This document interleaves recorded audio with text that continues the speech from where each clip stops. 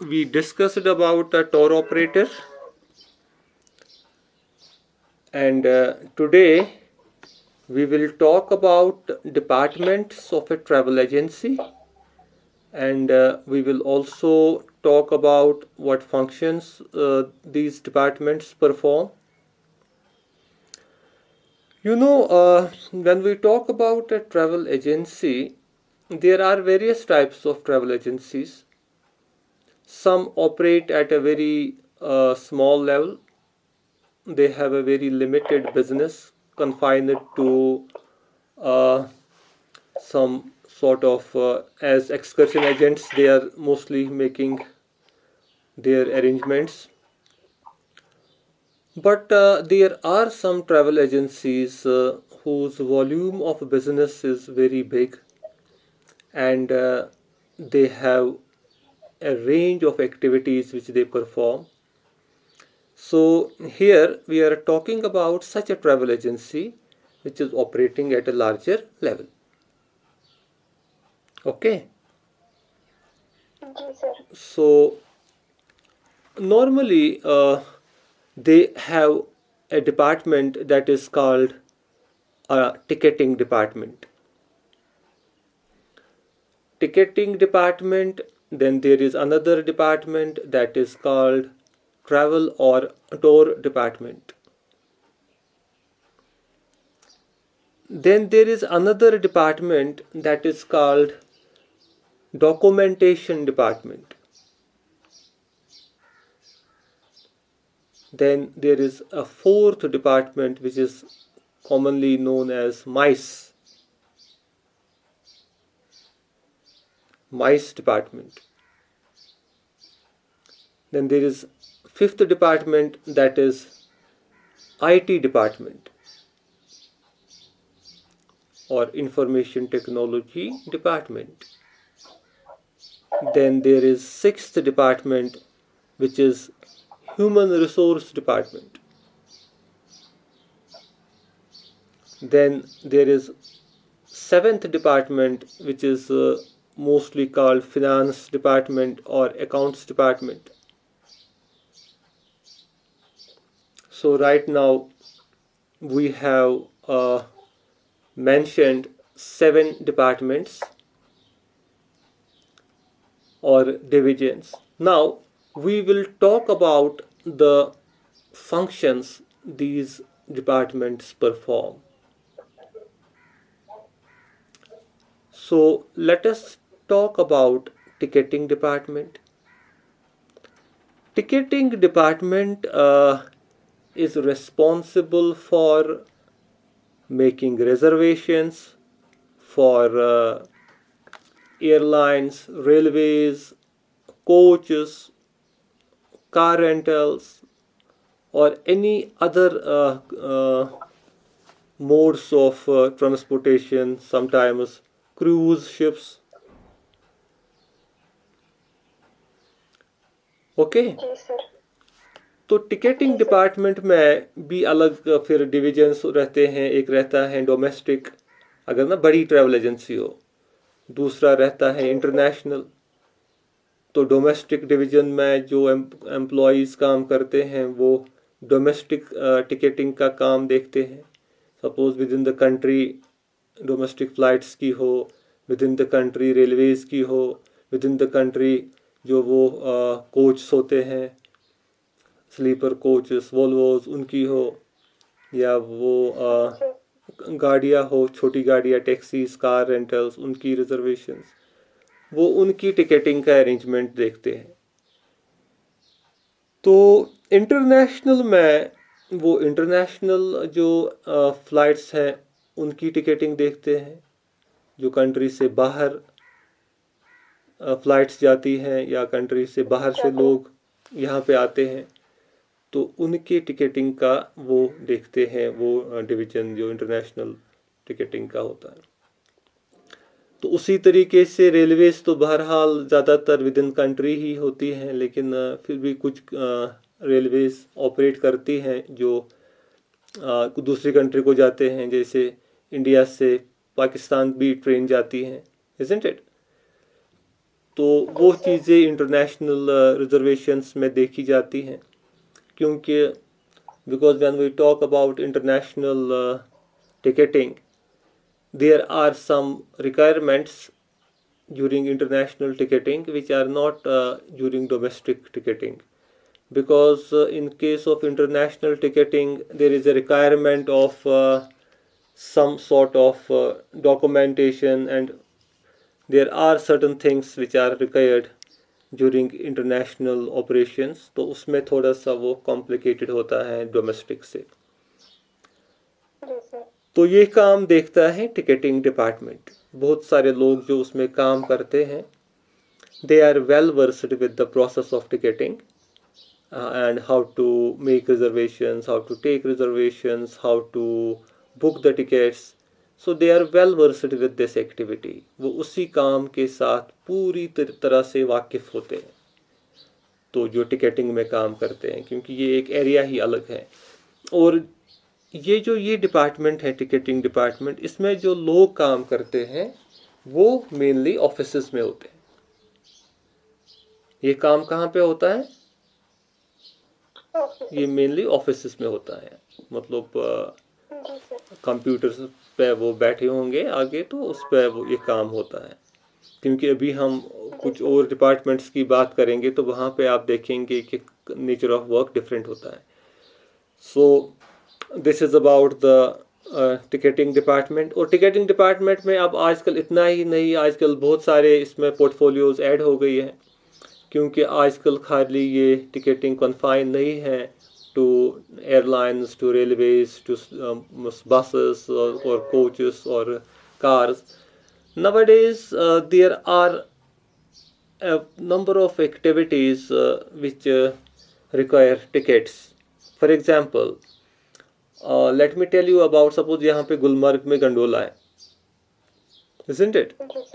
For a gondola ride, a ticket is required. And you know that there used to be a very long queue at Gulmarg to obtain a gondola ticket during peak seasons.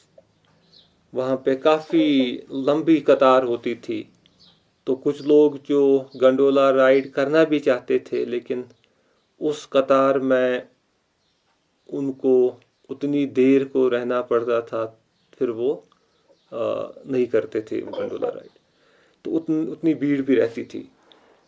लेकिन travel agents ने इस काम को simplify किया, उन्होंने ये product भी अपने पास ही रखा। सपोज वो पहले ही टूरिस्ट को बताते हैं कि अगर आपको गंडोला राइड के बारे में पहले ही बताते हैं, या मैंने एग्जांपल दी, there are similarly number of products like this. तो they give the example that suppose if you want this ride, then they book a ticket for the tourist prior to his travel. उससे पहले ही उसकी booking वो करते हैं वहाँ पे, और उसको वो टिकट देते हैं ताकि वो जब वहाँ पहुँचे वो बिना कतार में खड़ा होने के उस फैसिलिटी को एंजॉय कर सके। तो इसी तरीके से बहुत सारी चीज़ें हैं। सपोज अम्यूज़मेंट पार्क्स हैं बहुत सारी जगहों पे, तो उनमें जाने के लिए एंट्री टिकट्स होते हैं, तो फिर वहाँ पर भी एंट्री पे लगा होता है काउंटर जहाँ पे वो टिकट ऑब्टेन करते हैं, लेकिन कभी वहाँ पे भीड़ रहती है, और एक टूरिस्ट की आसानी के लिए वो ट्रैवल एजेंट्स उसको वो टिकट भी पहले ही करके देते हैं, ताकि उसको खाली वहाँ से जाना है, उसको वहाँ पे रुकने की ज़रूरत नहीं है टिकट ऑब्टेन करने के लिए। तो फैसिलिटी है ना वो भी। तो उसी तरीके से और भी बहुत सारी चीज़ें होती हैं जहाँ पे टिकट्स की, सपोज वाइल्ड लाइफ पार्क्स होती है, सेंचुरीज होती हैं, वहाँ पे इनफैक्ट टिकट के साथ परमिशन भी ऑब्टेन करना पड़ता है। तो ट्रैवल एजेंट्स उसकी जो एंट्री टिकट्स हैं वो भी फैसिलिटेट करते हैं, वो भी ऑब्टेन करते हैं टूरिस्ट के लिए। तो ये काम है टिकटिंग डिपार्टमेंट का। तो अब हम आ जाएंगे दूसरे डिपार्टमेंट पे, जो इनफैक्ट एक मेन डिपार्टमेंट है किसी भी ट्रैवल एजेंसी का, that is the tour department और travel department. उसमें भी मेनली दो डिविजन्स रहते हैं, एक होता है डोमेस्टिक और inbound tour division and another is outbound और international tour division.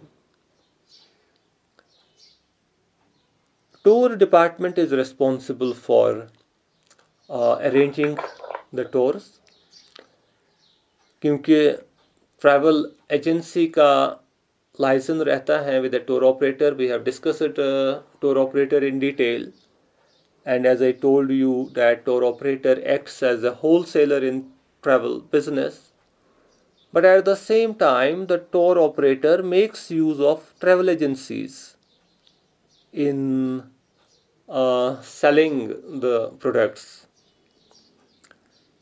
So in a way the travel agency acts as a retailer. So what they do, their international division has a strong liaison with big tour operators, and from those tour operators they are taking packages, and those packages they book for their tourists. क्योंकि इसमें अब tour operator को ज़रूरत पड़ती है travel agency की, इसलिए because the travel agency is operating at such a level where it has a constant touch with the tourists. जो उसका क्लाइंटील होता है उसका राबिता रहता है ट्रैवल एजेंसी के साथ, तो इसलिए वो उनको एक्सप्लेन भी करता है पैकेज ठीक तरह से. उसके पास एक रेंज ऑफ प्रोडक्ट्स रहता है, जैसे ना एक डिपार्टमेंटल स्टोर रिटेलर होता है, आप उसके पास जाते हैं, उसके पास बहुत सारे प्रोडक्ट्स होते हैं, फिर आप चूज़ करते हैं. तो अगर आप होलसेलर के पास जाएंगे, होलसेलर कुछ ही आइटम रखता है किसी भी कंपनी के, तो उसके पास आपको वो चॉइस नहीं मिलेगी जो आपको एक रिटेलर के पास मिलेगी, एक डिपार्टमेंटल स्टोर जो कि बहुत सारे कंपनीज के प्रोडक्ट्स रखता है. Isn't it? Suppose for example आप कैडबरी के होलसेलर के पास जाओगे, उसके पास डायरी मिलेगी, मतलब कुछ चॉकलेट्स होंगे रेंज.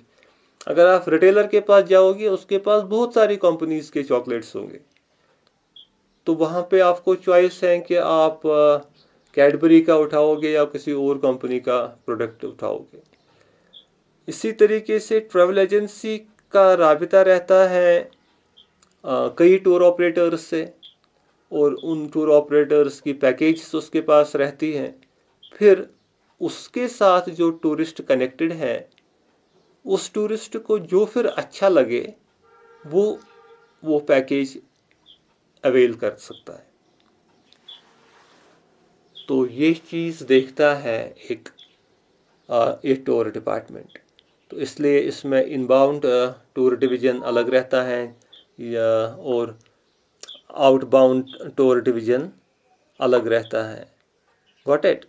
नहीं, इसमें तो एक्चुअली रहता है, एक तो डोमेस्टिक है, दूसरा है इंटरनेशनल. इंटरनेशनल के फिर दो एस्पेक्ट्स हैं, एक है इनबाउंड, दूसरा है आउटबाउंड. आवाज़ नहीं आ रही? मुजम्मिल आपको आ रही है? Yes, sir. Okay, so just a moment, I will try to fix it. That हाँ, आवाज़ आ रही है अब? ओके. सो हम अभी बात कर रहे थे कि टूर डिपार्टमेंट में दो मेन डिविजन्स रहते हैं, एक डोमेस्टिक के लिए, एक रहता है इंटरनेशनल के लिए. और डोमेस्टिक डिवीजन जो है, it handles all the activities, travel activities within the country. And international division caters to the travel activities outside the borders of the country.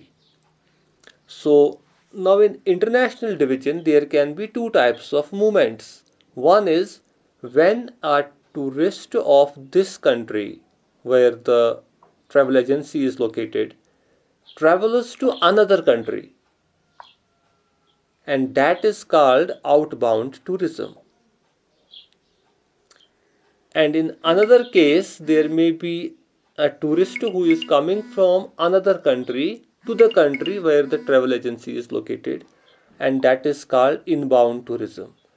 तो इंटरनेशनल डिवीजन जो है वो इन दो एस्पेक्ट्स को दो डिविजन्स में देखता है, इनबाउंड डिवीजन, आउटबाउंड डिवीजन। जैसे कि हम बात करेंगे, सपोज यहाँ पे जो हमारे ट्रैवल एजेंसीज हैं जो हज और उम्रा सर्विसेज लोगों को देते हैं, तो उनका कौन सा डिवीजन होता है, जो इनबाउंड या आउटबाउंड?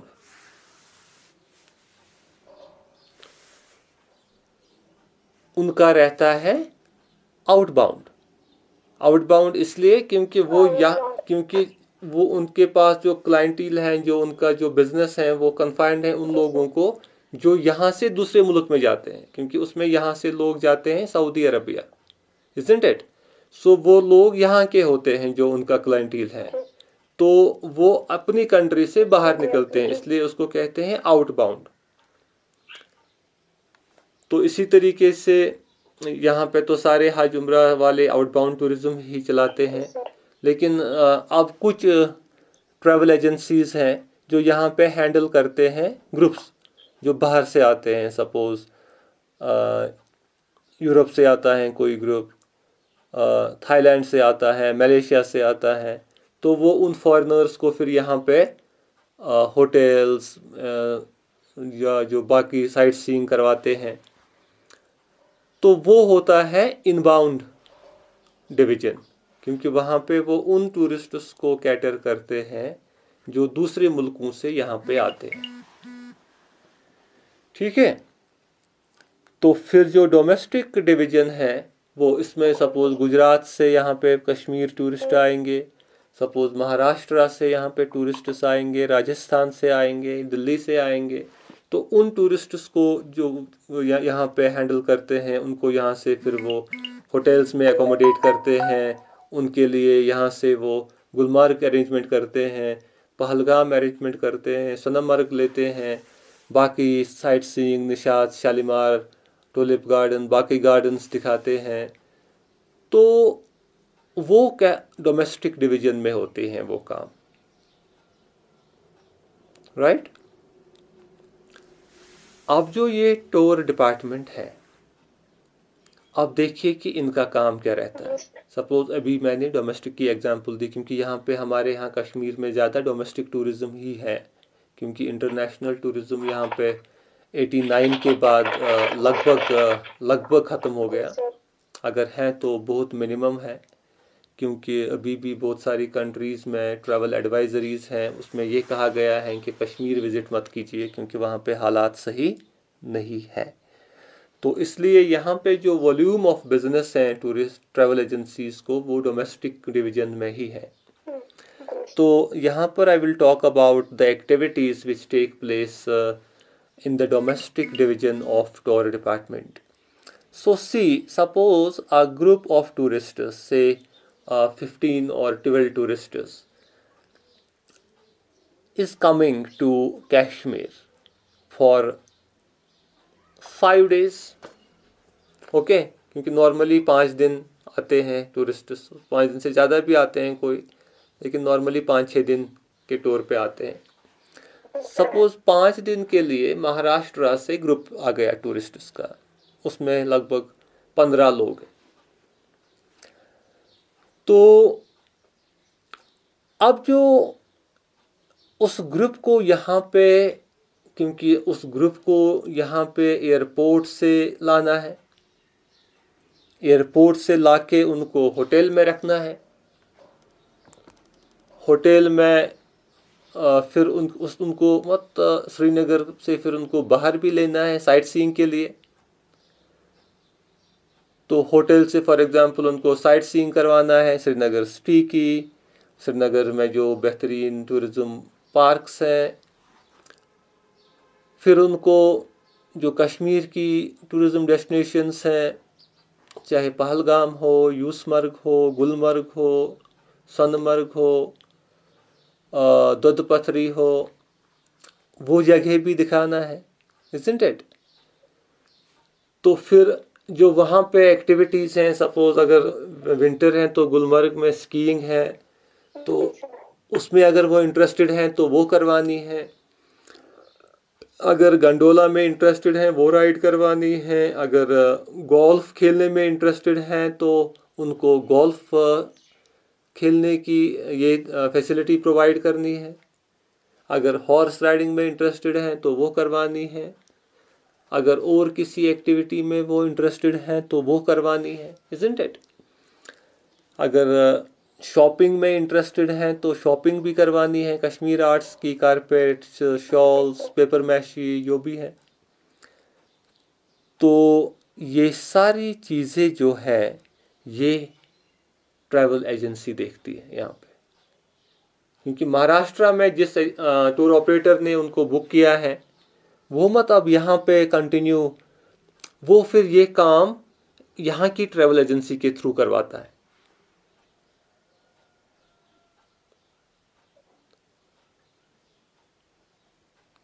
तो वो सारे अरेंजमेंट्स देखती है ट्रैवल एजेंसी के टूर डिपार्टमेंट। ये इस पैकेज को पूरी तरह से ऑपरेट करते हैं। तो इसमें ऐसा होता है, सपोज यही ग्रुप जिसकी मैं बात कर रहा हूँ, once it reaches the airport, तो जो जिस टूर, जैसे मैंने बोला कि एक ट्रैवल एजेंसी का लाइसेंस रहता है टूर ऑपरेटर के साथ, अगर वो tour operator Maharashtra based tour operator है तो उसने ग्रुप बुक किया है और इस ट्रैवल एजेंसी को उसकी डिटेल्स पास ऑन की है, isn't it? या कभी रहता है travel agency to travel agency भी कनेक्शंस इंटर स्टेट। सपोज यहाँ की ट्रैवल एजेंसी बिजनेस करेगी महाराष्ट्र की ट्रैवल एजेंसी के साथ, कभी ये यहाँ से ग्रुप भेजेंगे कश्मीरियों का जो मुंबई देखना चाहते हैं या बाकी सिटीज इंडिया का देखना चाहते हैं यहाँ से, और कभी वो वहाँ से ग्रुप रिसीव करेगी। तो that is a mutual business in between travel agencies.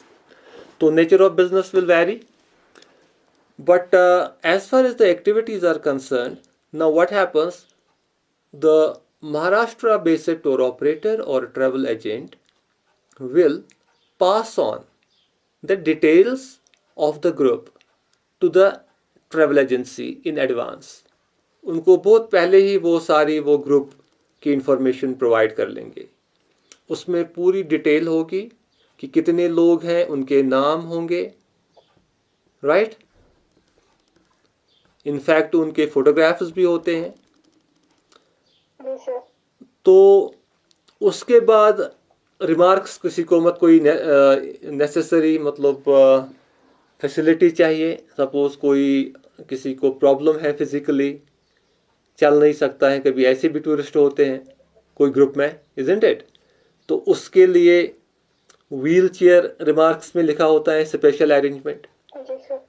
तो या कुछ और किसी में प्रॉब्लम होती है तो वो भी लिखा होता है। मतलब कहने का ये है कि उस ग्रुप में जो लोग आ रहे हैं उनकी सारी डिटेल्स और रिक्वायरमेंट्स ऑलरेडी इस ट्रैवल एजेंसी के पास पहुंचते हैं। कौन से दिन को आ रहे हैं, कौन से दिन को उनको जाना है, किस दिन उनको कहाँ पे जाना है, ये सारा पहले ही डिसाइड होता है। किस फ्लाइट से आना है, फ्लाइट नंबर क्या है, टाइम ऑफ अराइवल क्या है, तो ये सारी डिटेल्स वहां से रहती है। तो फिर क्या होता है, कुछ ग्रुप्स के साथ वहां से एक आदमी साथ होता है ग्रुप के साथ ही, उसे कहते हैं एस्कॉर्ट। क्या कहते हैं? उसे कहते हैं एस्कॉर्ट। जैसे आप देखते हैं जब यहाँ से उम्रा के लिए ग्रुप जाता है, आपका भी कोई रिलेटिव गया होगा उम्रा के लिए, उससे आप पूछ भी सकते हैं।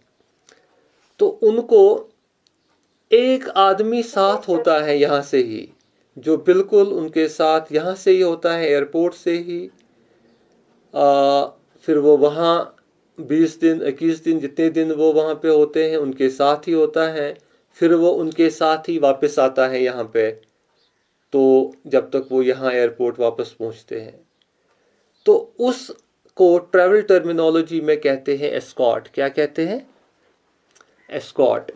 क्योंकि एस्कॉर्ट की ज़रूरत उनको इसलिए पड़ती है, सपोज यहाँ से उम्रा के लिए गए, उनको सपोज दिल्ली में फ़्लाइट चेंज करनी है, तो उनको बोर्डिंग पासेस लेने हैं रास्ते में, फिर उनको वहाँ पे जब जिद्दा एयरपोर्ट पहुँचे वहाँ से होटल तक जाना है, या वहाँ पे इमिग्रेशन होती है, इमिग्रेशन में कुछ डॉक्यूमेंट्स भरने होते हैं, तो एस्कॉर्ट उनके लिए वो काम करता है, या एस्कॉर्ट के निगरानी में उनको वो काम करना आसान होता है।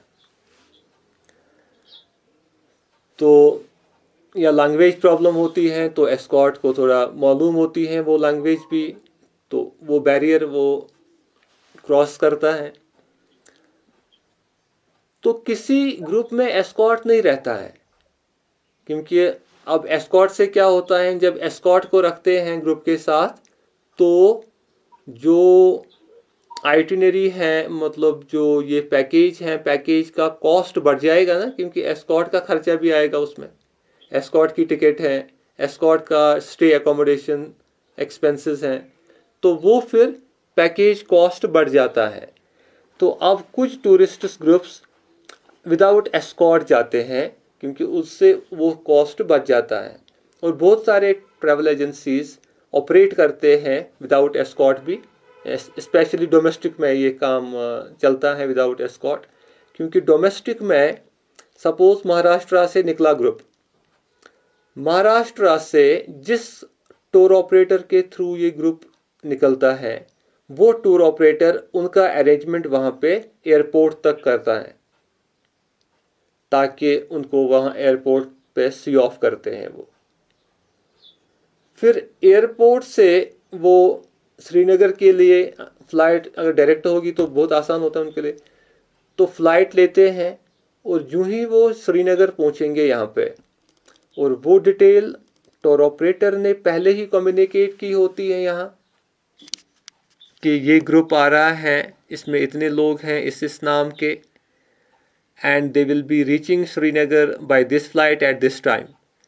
तो इस ट्रैवल एजेंसी का जो एम्प्लॉई है टूर डिपार्टमेंट का, वो क्या करता है, वो उस टाइम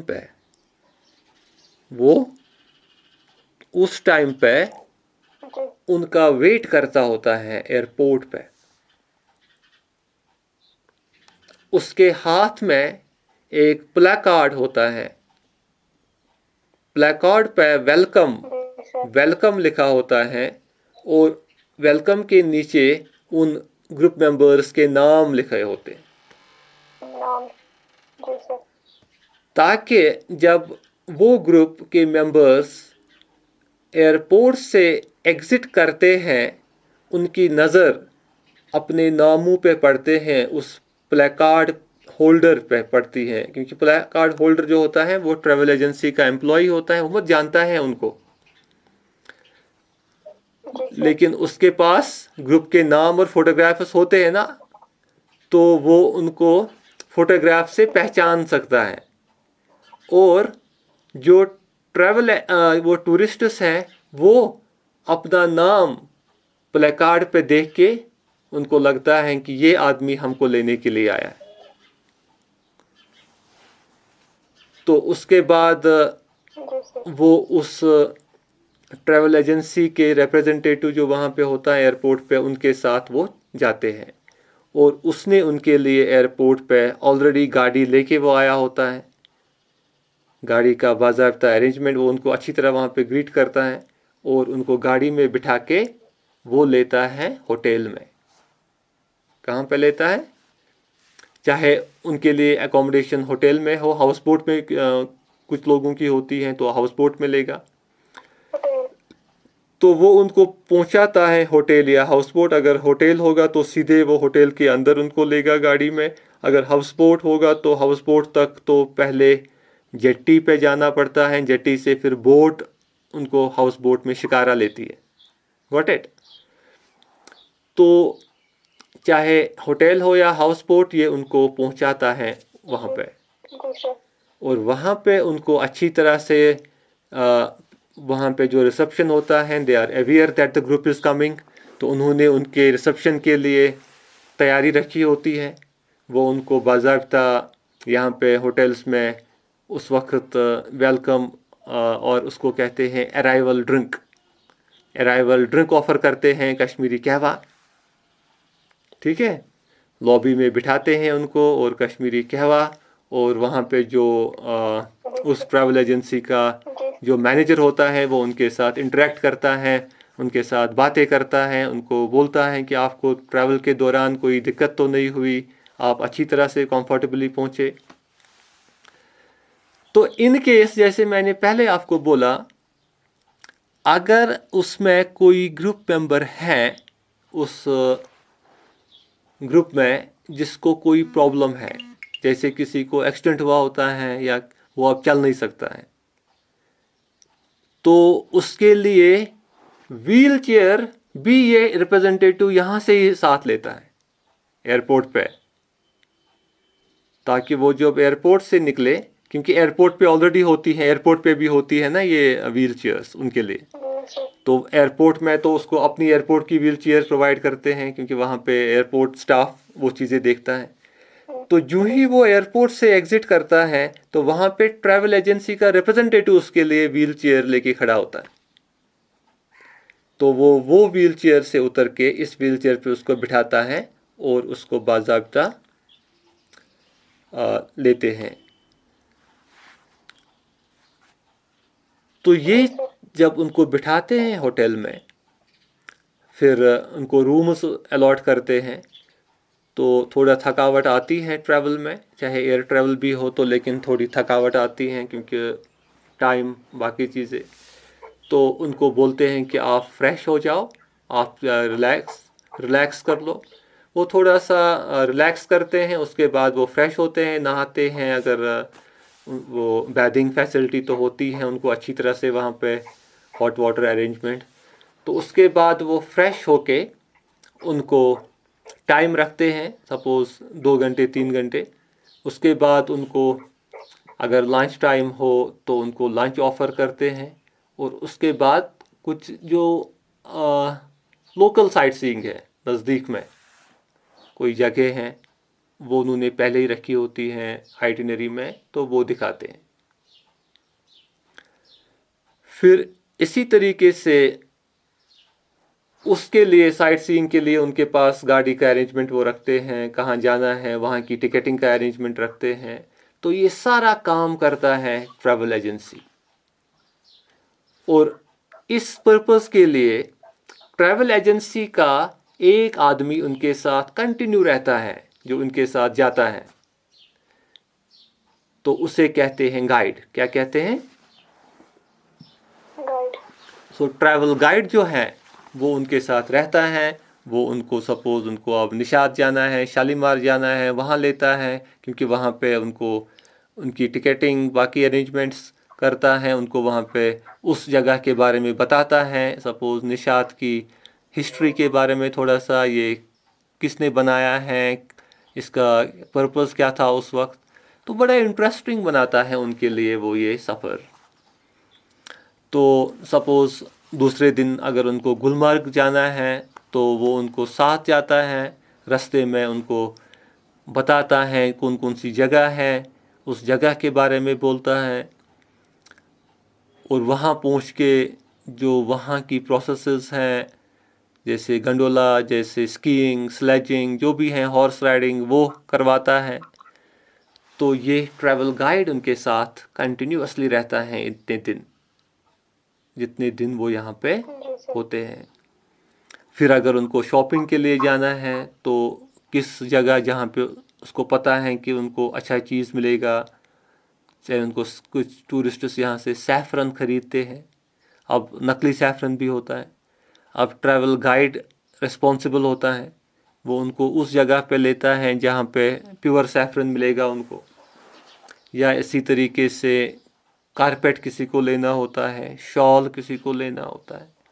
तो जो एक रजिस्टर्ड, एक अच्छी ट्रैवल एजेंसी होती है, वो उनके साथ जो गाइड्स होते हैं वो उनको ही रखते हैं जो ट्रस्टवर्दी होते हैं, जो टूरिस्ट को चीट न करे। क्योंकि अगर टूरिस्ट चीट हो गया, सपोज टूरिस्ट को पश्मीना शाल लेना है, उसने उसको नकली अमृतसरी शाल दिलवाया, फिर जब वो पहुंचा वहाँ पे तो उसने बोला, उसको रिलेटिव ने, किसी ने जानकार होगा, बोला ये तो नकली शाल है, तो उसको कैसा इंप्रेशन रहेगा उस ट्रैवल एजेंसी का? बुरा, isn't it? तो इसलिए जो अच्छी ट्रैवल एजेंसी होती हैं वो अपने साथ अच्छे लोगों को रखते हैं। वो गाइड भी उसको चुनते हैं जो गाइड ऑनेस्ट होगा, जो धोखा नहीं देगा, तो ताकि ट्रैवल एजेंसी की इमेज ख़राब ना हो। तो फिर उस तरीके से लास्ट दिन तक जब उनको वापस निकलना होता है, तब तक ये ट्रैवल एजेंसी इनको बराबर इनके अरेंजमेंट्स को देखते हैं। और जब इनको जाना होता है वापस, तो ट्रैवल एजेंसी को पता होता है कि इनको कौन सी फ़्लाइट है, फ़्लाइट का डिपार्चर टाइमिंग क्या है, तो वो उनको अकॉर्डिंगली उस टाइम पे एयरपोर्ट तक साथ जाते हैं और उनको वहाँ पे सी ऑफ करके आते। तो ये काम रहता है एक टूर डिपार्टमेंट का। कितना काम किया इन्होंने इतने दिन, इतनी जगह इनको दिखाई, वहाँ पे साथ गए। वहाँ पे अगर कभी कोई ग्रुप पहलगाम में रात को स्टे करता है तो वहाँ पे उनको नाइट स्टे का अरेंजमेंट करते हैं। तो ये सारा काम विदाउट ट्रैवल एजेंसी उस ग्रुप के लिए बहुत दुश्वार हो जाता, क्योंकि उनको कहाँ पता थी उनको कहाँ रहना है, उनके अरेंजमेंट्स, फिर वहाँ से कैसे वो पहलगाम जाते, उनको परेशानी हो जाती। लेकिन ट्रैवल एजेंसी के थ्रू उनके ये काम बहुत आसान रहते हैं, क्योंकि ट्रैवल एजेंट लोकल होता है, उसको लोकल सारे एरिया की फेमिलियरिटी होती है, इसलिए वो उनको बहुत आराम से ये सफ़र, ये जो टूर हैं उनके लिए अरेंज करता है।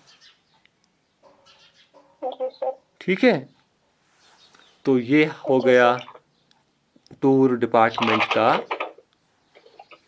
शैल वी प्रोसीड? आप को ज़्यादा तो नहीं लग रहा है? No sir. ओके, फिर और थोड़ा करें डिस्कस। जी sir. Okay, so I will take another department now, that is travel documentation. तो इसके अलावा अब ट्रैवल डॉक्यूमेंटेशन की ज़रूरत मोस्टली ज़्यादा पड़ती है इंटरनेशनल टूर्स में, इंटरनेशनल टूरिज़्म में ये ज़्यादा पड़ती है। कुछ में डोमेस्टिक में भी ज़रूरत पड़ता है, लेकिन ज़्यादा इंटरनेशनल में पड़ता है। तो मेन चीज़ है, सपोज ट्रैवल डॉक्यूमेंटेशन में कोई भी टूरिस्ट अब्रॉड नहीं जा सकता है without travel document, that is called passport. Passport तो आपको पता ही है क्या होता है।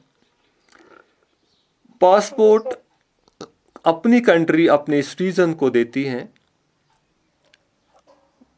वो एक किस्म की सर्टिफिकेट होती है कि ये शख्स अब मुल्क से बाहर जा सकता है, अपने मुल्क से बाहर जा सकता है। क्योंकि पासपोर्ट अपने मुल्क की इजाज़त होती है अपने शहरी को मुल्क से बाहर जाने की। तो इसलिए सबसे पहले जब इंटरनेशनल टूर किसी को करना है, उसको अपने मुल्क का परमिशन लाना है कि मुझे मुल्क से बाहर जाना है। तो उसके लिए वो लाता है पासपोर्ट। और पासपोर्ट के लिए बाज़ाब्ता एक प्रोसीजर है। आजकल वो प्रोसीजर ऑनलाइन हो गया है, जिसमें वो एप्लीकेशन सबमिट करनी होती है और उस एप्लीकेशन के साथ कुछ डॉक्यूमेंट्स अपलोड करने पड़ते हैं, और फिर वो डॉक्यूमेंट्स वेरीफाई होते हैं लोकल पुलिस स्टेशन के थ्रू, और फिर वो local police station in collaboration with CID एक रिपोर्ट सबमिट करते हैं। तो उसके बाद मिनिस्ट्री ऑफ एक्सटर्नल अफेयर्स का ऑफिस होता है जो उसको प्रोसेस करता है, और उसके बाद उसको वो डॉक्यूमेंट पासपोर्ट की सूरत में मिल जाता है। Right? Now when we talk about this passport, travel agency makes it easier for a person to obtain passport. Why? Because for obtaining a passport, there are certain formalities. As I told you, there is online submission of application form for passport. Yes, sir. And there are some documents that are required to obtain a passport. And then online you have to fix an appointment. And on that day, at that time, the person who is applying for the passport needs to go to the passport office. Yes, sir. And then they physically capture his photograph or her photograph there and take his signature, whatever it is. So this process is facilitated क्योंकि एक आदमी को जिसको क्योंकि passport की validity लगभग 10 साल रहती है, कोई पासपोर्ट उम्र में एक बार अप्लाई करता है, कोई तो फिर दूसरे भी रिन्यू तो नहीं होता है, फ्रेश एप्लीकेशन डालनी पड़ती है। तो अगर 10 साल में एक बार कोई आदमी अप्लाई करेगा किसी चीज़ के लिए, 10 साल के बाद वो प्रोसीजर भी चेंज होता है। 10 साल पहले एक प्रोसीजर होता है, 10 साल के बाद दूसरा होता है। तो उसको डिफ़िकल्टी आती है ये फॉर्म भरने में या ये अपॉइंटमेंट ऑब्टेन करने में। ट्रैवल एजेंसी को ये काम बहुत आसान लगता है क्योंकि वो बहुत सारे लोगों के लिए ये फॉर्म सबमिट करते हैं, अपॉइंटमेंट्स लेते हैं। उनके पास कंप्यूटर होता है, उसमें ऑलरेडी सपोज़ फ़ोटोग्राफ अपलोड करना है। अब फ़ोटोग्राफ अपलोड करने के लिए फ़ोटो का साइज़ सपोज़ इतने केबीज़ होना चाहिए या बैकग्राउंड ये होना चाहिए।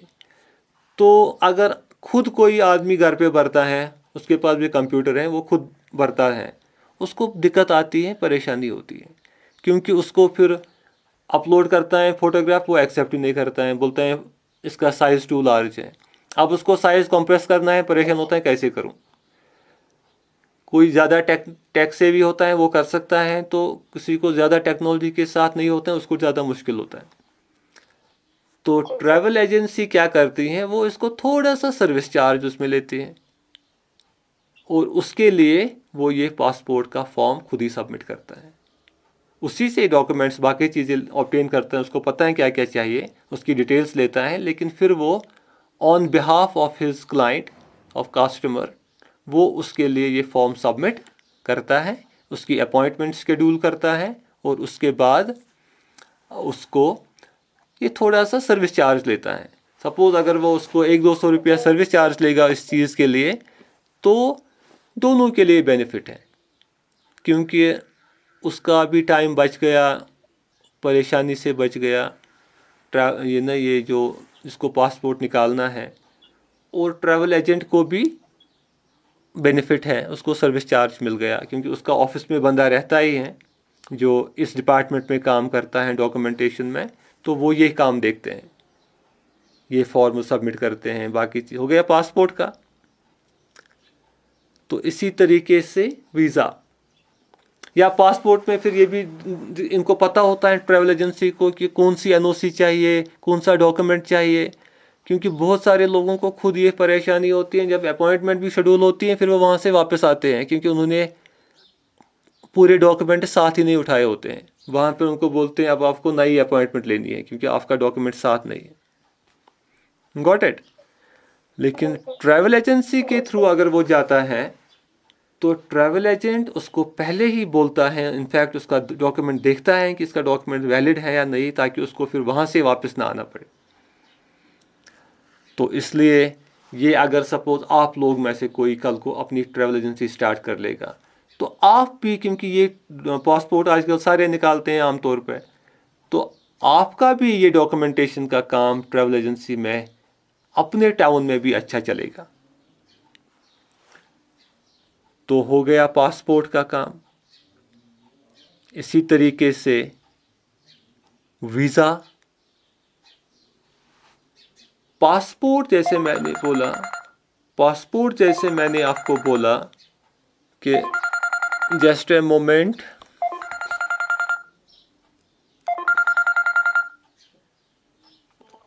अस्सलाम वालेकुम।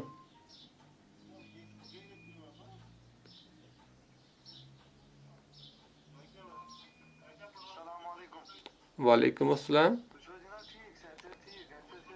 आ रबस कुन शुक्र।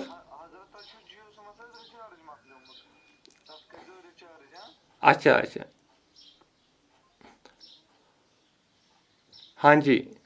तो सो वी आर, हम बात कर रहे थे अभी वीज़ा की, ठीक है। हाँ, आर वी कनेक्टेड? आवाज़ आ रही है?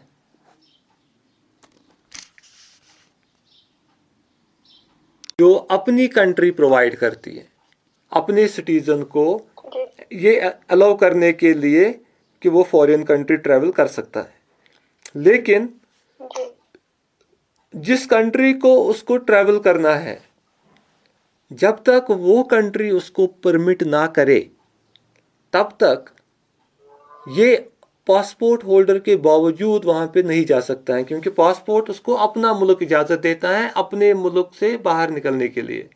लेकिन जिस मुल्क में उसको जाना है, जब तक उसको उस मुल्क का परमिशन ना हो तब तक मत वो जा सकता है।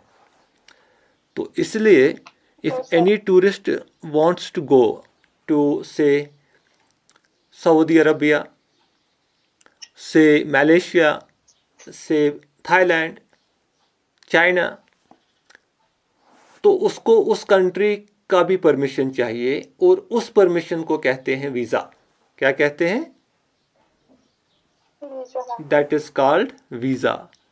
और ये जो वीज़ा है, वीज़ा जो है, वीज़ा के लिए भी बहुत सारी फॉर्मेलिटीज़ होते हैं। वीज़ा के लिए भी एप्लीकेशन डालनी पड़ती है उस कंट्री की एम्बेसी में जिस कंट्री में उसको जाना है। अगर चाइना जाना है तो चाइनीज़ एम्बेसी में अप्लाई करना है, अगर सऊदी अरबिया जाना है तो सऊदी एम्बेसी में अप्लाई करना है।